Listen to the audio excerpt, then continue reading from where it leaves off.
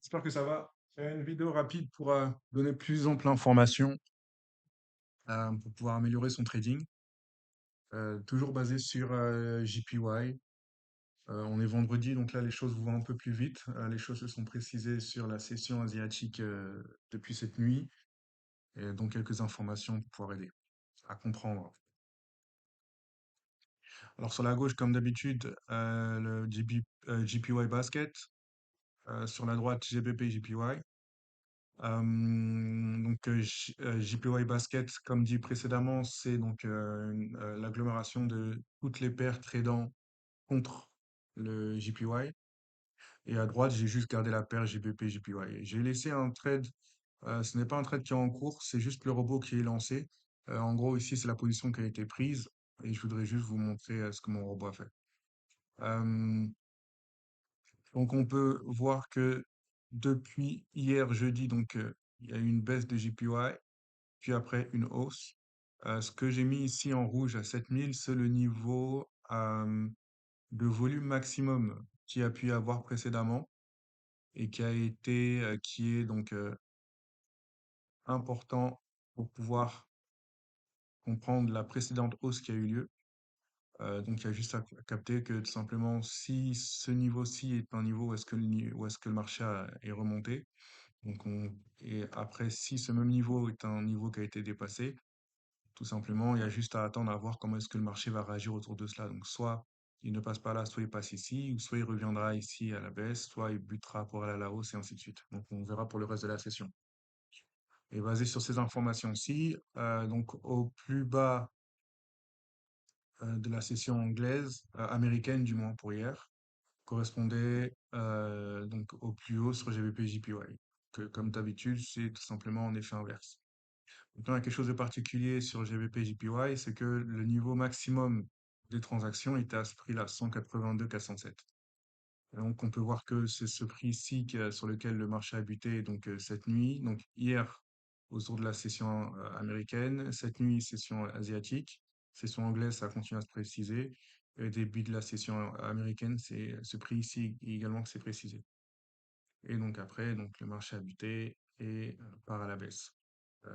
Comme sur GBP JPY, ça a été une hausse globale sur toute la journée. Donc on sait que sur toutes les paires GBP JPY, AUD Euro JPY, CAD JPY et ainsi de suite, cela sont en baisse. Euh, Aujourd'hui, si on devait regarder les modifications de la valeur JPY, c'est l'une des seules valeurs Forex pendant la nuit qui a été dans le positif. Donc c'était très important à garder à l'idée. Maintenant, ce que je vais vous montrer, c'est le trade que le robot m'a proposé. Mon robot m'a proposé, donc je l'ai déjà pris, hein, je l'ai fermé, juste que comme j'avais pas après euh, arrêté le robot, il m'a remis les niveaux, mais je pense que ça pouvait être intéressant aussi à montrer. Donc, sur les précédentes vidéos, je vous ai parlé de niveau alpha et ainsi de suite. Donc ce trade, ça correspond au niveau alpha. Maintenant, au lieu de comment dire, se baser seulement sur les supports, résistances et ainsi de suite. Je vous invite à pouvoir vous pencher, comme dit au courant de ces vidéos, sur les maximums de transactions. Ce sont les niveaux les plus importants qui vous permettront de voir où il y a eu le maximum de transactions et ce seront quasiment les meilleurs supports et résistances à prendre en compte. Donc, à titre d'exemple, par exemple, si on veut vraiment noter chacun des différents niveaux, qu'on voit que après la prise de trade, l'un des gros niveaux était ici, parce que ça, c'est des maximums de volume sur 5 minutes. Puis après, quels sont les niveaux qui se sont confirmés plus tard? Grosso modo, ce niveau-là, c'est pas le même prix, mais c'est quasiment sur le même niveau. Ici,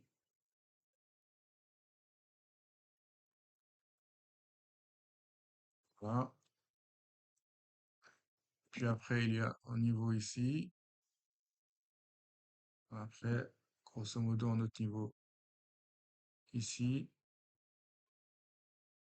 Et ainsi de suite. Donc, on peut continuer encore longtemps. Mais en gros, en prenant en compte tous ces maximums de volume, là c'est sur les 2 derniers jours, il est possible de se rendre compte de savoir où est-ce que le marché va possiblement buter pour se retourner ou où est-ce qu'il doit percer. Et donc on voit que à chacun de ces niveaux-ci, donc le marché a ici, il avait buté, mais après, il a traversé là, et ainsi de suite. Donc, c'est très important de pouvoir se baser sur ces valeurs-ci. Hors des supports et résistances, ce sont des valeurs très importantes parce qu'elles correspondent à réellement ce qui se passe sur les marchés. Il y a une différence claire entre prendre des positions basées sur des niveaux personnels et prendre des positions basées sur les transactions. Se baser sur les transactions vous permet de pouvoir avoir une meilleure lecture et une meilleure rapidité aussi dans les prises de décision.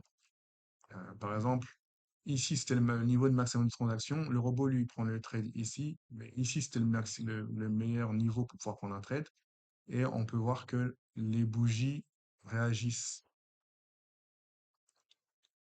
de manière à corroborer cette information de maximum de transactions. Parce que ça, c'est un vrai pattern, par exemple. Puis après, le marché a fait ce qu'il avait à faire, et c'est là après que mon robot a pu rentrer en place pour après, ici, prendre le trade avec un stop loss ici pour protéger. C'est juste là le but de l'information, de cette vidéo du moins. Si vous désirez avoir plus ample information à ce sujet, vous procurez un des robots trading ou autre. Vous avez juste à vous baser sur les informations qui seront dans la description et je me ferai une joie de pouvoir vous expliquer. Allez, prenez soin de vous. Ciao.